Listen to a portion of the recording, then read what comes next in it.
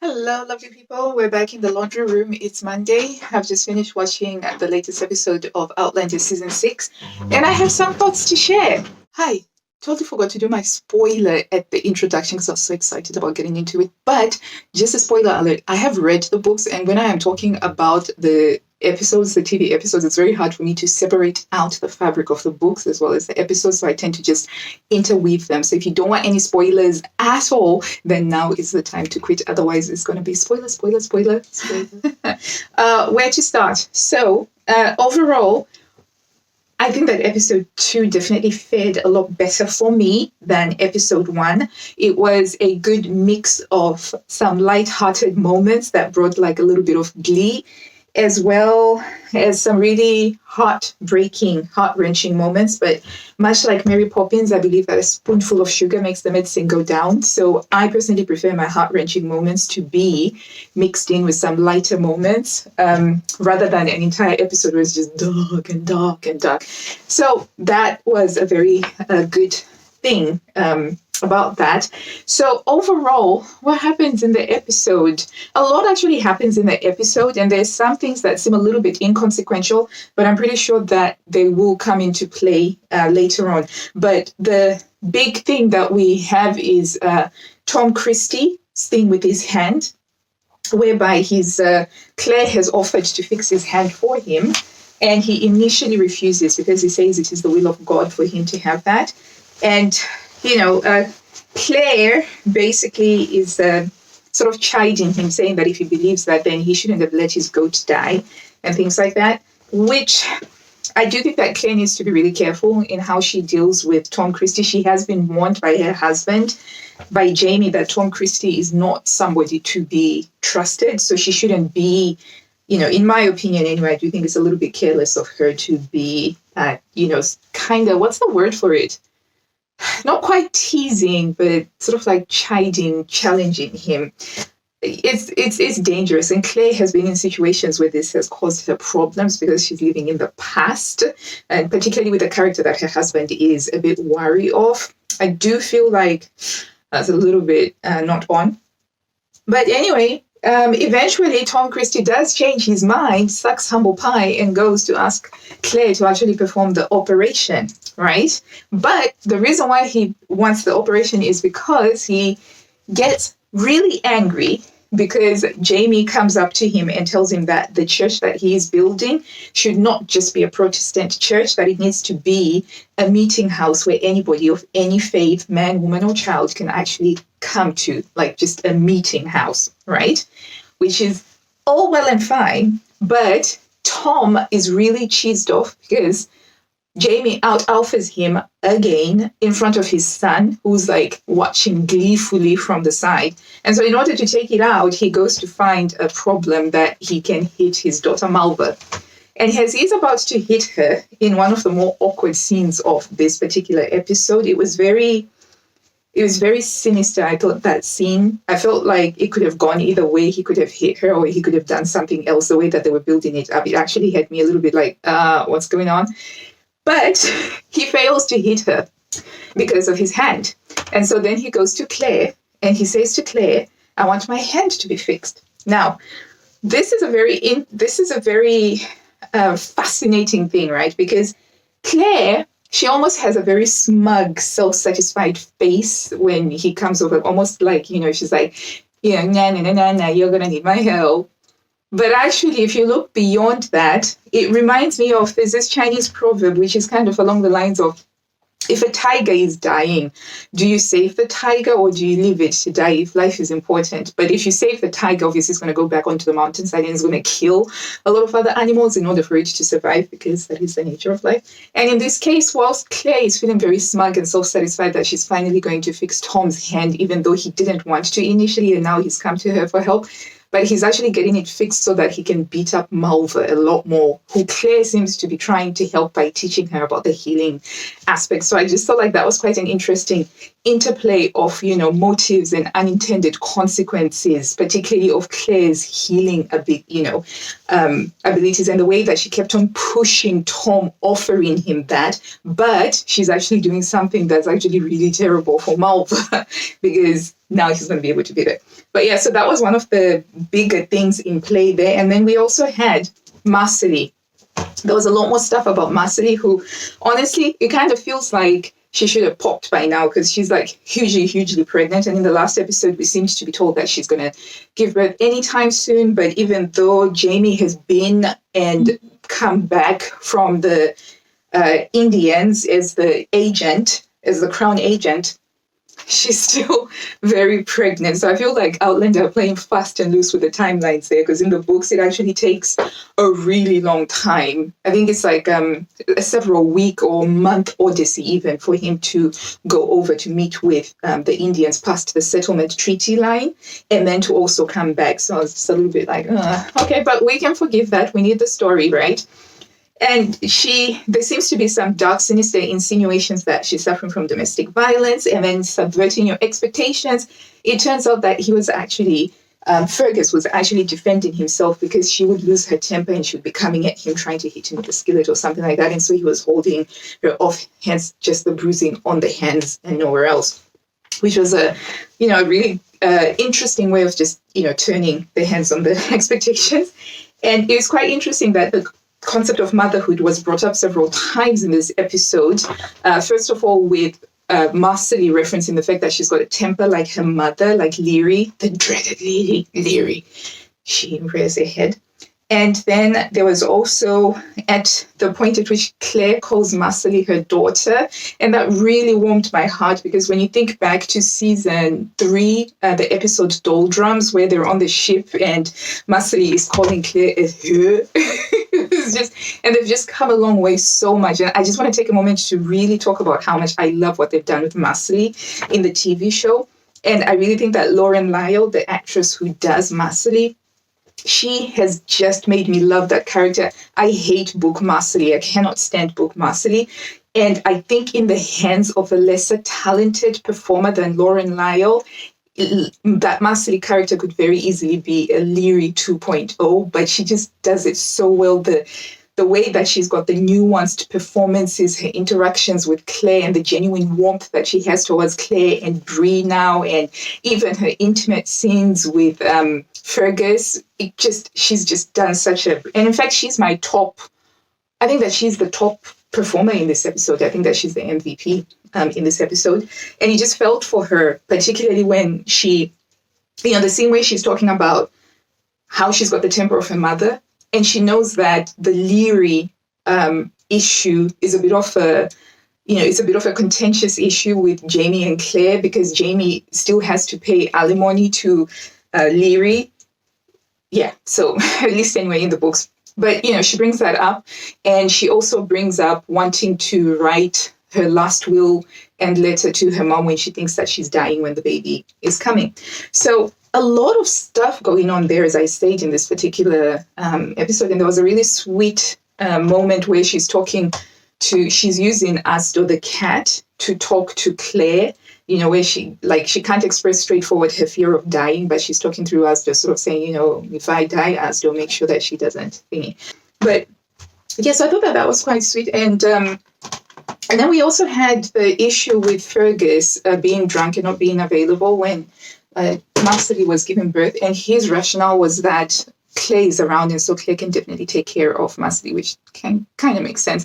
But Roger's the one that gets sent to collect him, right? And whilst Roger did a really great job, normally I don't find Roger very endearing or anything like that. But I thought that on this particular episode, he really showed how he's come along and how he's more confident within the Ridge and how he's beginning to feel a lot more like a part of the family. And I thought that he did a really great performance on that. But to me, it shouldn't have been Roger who was sent to go find Fergus. It should have been Ian. It's kind of like, where was Ian during this whole thing? And I feel like the writers forgot that Ian is around and that Ian actually has a closer relationship with Fergus. Because remember, way back in the season 2, that we get to meet Ian for the first time, and he's with Fergus, and they're just like these giddy little kids having fun, running around in the pubs, helping their uncle with the smuggling business and things like that. And Ian was the one that was around when Fergus and Marcelly got together and things like that. So Ian and Fergus are literally like brothers and they more or less grew up together. So to me, it would have made more sense for Ian to be the one that's going to Fergus and saying, come on, you got to man up and be there for your wife, rather than Roger. And to me, that felt like, I don't know, if it didn't feel as organic as I normally expect Outlander to be. So anyway, Fergus then does show up and he goes to his wife, leading to what I think is probably one of the top 5 most awkward TV moments ever, because I was not expecting it, because basically he references the fact that he grew up in a brothel, and he shares some of the tactics that are used to help a baby come along, which he says it first, right? And in my mind, I thought, oh gosh, they're not going to. Are they? And then we've got him, like, sucking on Muscly's in order to help them along, which, of course, that's apparently a thing. I've read Ina May Gaskin's books, and she's like a big proponent on natural childbirth, and so things like that apparently do work. However, I did not expect to see that. I was not expecting that. So there I was by myself, squirming uncomfortably on the sofa. But apparently it works, and she then goes into labor. And after she gives birth, we have one of the best performances that I have seen between Muscly and Fergus, and actually one of the most really heart-stirring performances that I've seen in a while in Outlander. And I mean, apart from Jamie and sometimes Claire, but he basically goes like il est un homme, which is like he's a dwarf in French, takes the baby, and it's all done in one take, and it's done so beautifully, and you kind of get to appreciate what actually a really great performance is. Domboy is, I think that's what his name is. But, he does this. At first, he's like happy, right? There's this happiness that's there because it feels like they've made up, that they've gotten past this issue, of which his downward spiral apparently was caused by the fact that he was blaming himself for what happened to Claire, which I feel like it's a very weak reason for him to go down that spiral, because Jamie also blames himself, Ian also blames himself, and the whole concept is that all of these guys, they blame themselves for not being there to protect the women at a time when men are supposed to be protecting the women. But what is it about him that made him go down that way, whereas Ian and Jamie are still carrying on doing their duties and meeting the responsibilities that they have to meet? So I kind of felt like that was a little bit weak. But we had this redemptive moment where he actually mans up and shows up for her, and he realizes that, she does need him, and he actually helps her, albeit in a very unconventional manner, with the baby coming along. And then the baby comes, and you're expecting this to be like a happy them holding the baby. But then he's just like, nah, I can't. And he runs off and he walks away. And then Muscly is introduced to the baby, and Claire says, the baby is a dwarf, and other than that, he's perfectly healthy. And I thought that was so beautifully, beautifully done. And I like it when Outlander do outstanding stuff like that. Outlander, outstanding. Outstanding stuff like that, where just for a moment, I completely suspend disbelief and I connect with the humans in the story, rather than sort of like remembering that these are just characters or anything like that. So I thought that was excellently done.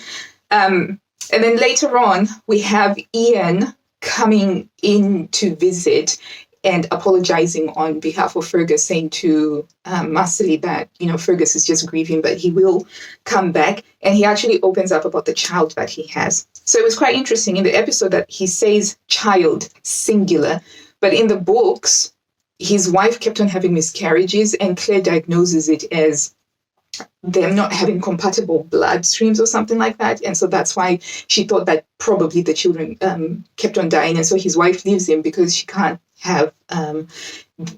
seem to carry a pregnancy through to the end, and blames it on him.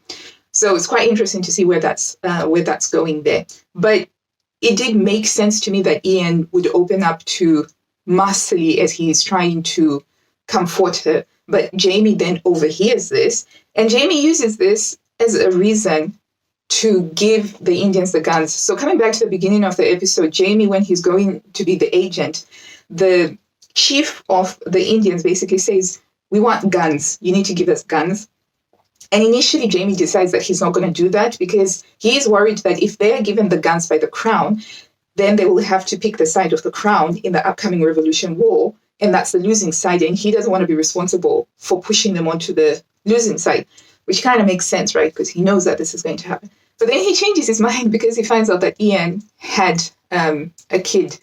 And I'm not sure that despite what Claire says to him when she says that you're making the right choice, I'm not sure that that's necessarily the best choice that he could have made, because Ian wants the Indians to have the guns because he's found out from Bree that things don't work out well for the Native Americans during after the revolution, right? And he wants them to have the guns so that they'll be able to defend themselves after the revolution. It seems to me like Ian, with his experience of having grown up in Scotland in the Highlands after the Jacobite Revolution had lost, right? And his uncle was in Adsmuir, and he had to live through seeing his father being constantly arrested, getting sent to Fort Williams as England basically did everything that it could to completely tear apart and completely rip apart the fabric of the Highlander culture in order to keep them completely under their control.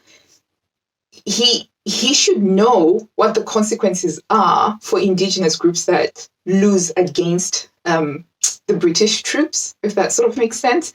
And I kind of feel like his sense of obligation to them, I'm not too sure I understand why it's the same as the sense of obligation that he has to the family that he actually grew up with, because he only spent it's less than 5 years that he actually spent with the Mohawks versus having grown up with the Scottish. So to me, that still feels like a little bit of a nebulous thingy that isn't being thought through completely. But I expect that this means that there's going to be trouble in the future because everything just seems to be set up with trouble.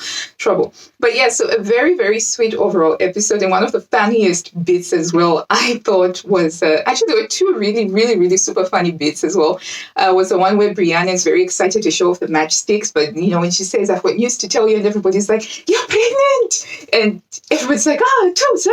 And she's like, no, I'm not pregnant. But I've made matchsticks. And everybody's like, oh, you can carry. And even Lauren Lyle Massey, she does like the funniest thing where she's like, oh, I don't have trouble lighting a fire. It's putting a fire out. That's the problem. So that was really, really funny. And again, there's wonderful light-hearted moments of the family eating around, and there's like all of these little things. Fantastic stuff.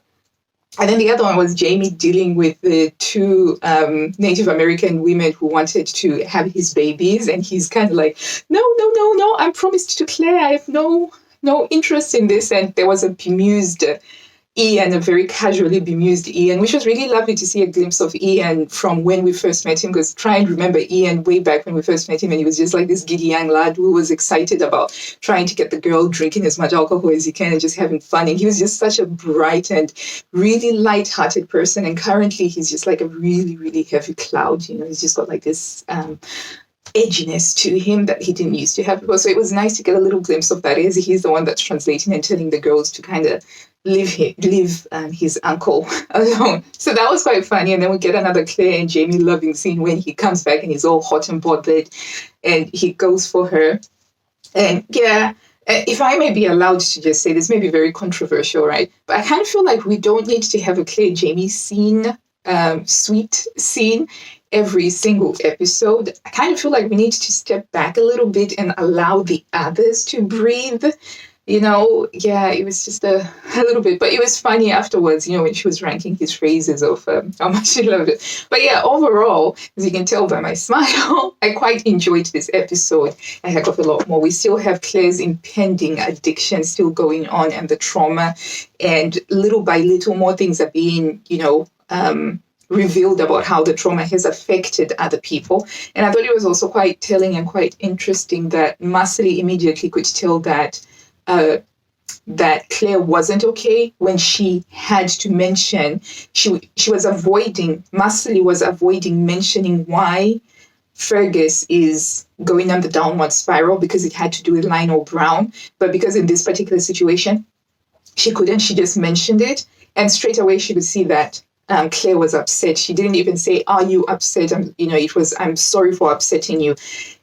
And it also goes to show, again, the Marcelly Claire relationship. I think that it's just so wonderful when you consider where they started from and how Marcelly was saying that, she knows what Claire's worried face looks like and she doesn't doubt Claire's. It's just really, really beautiful. I never thought I'd be in a situation where I feel like I want to see more of Marcelly and Fergus than anything else. But that's where I'm at. I'm hoping that I can actually see more Marcelly and Fergus. Yeah. Oh, and the other funny thing was with Roger conducting one of his first ever funerals, and the woman sort of comes back from the dead for just a few minutes before she goes, and he's trying to recover the situation, and he has to do that in front of his father-in-law, who he always struggles to impress. And of course, Jamie's got this look of, I'm looking at you, I'm assessing you. He rises up to the challenge. So that's all that we have with Outlander season 6, episode 2. I'm happy with it. I'd probably rate it a 6. Certain things that I would have preferred to change, like it should have been Ian that goes to get Fergus to man up and be there for Marcelly rather than Roger. I think that's one of my bigger takeaways from it.